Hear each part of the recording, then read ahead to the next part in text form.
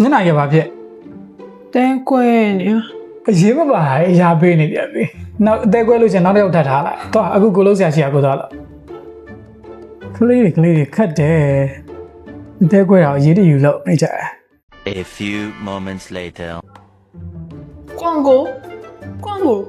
ဟဲ့ငါဒီမှာ ဟုတ်ကဘာလုပ်နေအမ အသေးကွဲနေလို့ဟဲ့ ဩတဲကွဲအများကိုရဲ့ရီဝပါရယူအရာလုပ်နေနောက်တစ်ခါရှာလိုက်ပေါ့ ဟဲ့နေရဆရာလားငါဆရာလား အော်ကိုကဆရာပါပဲ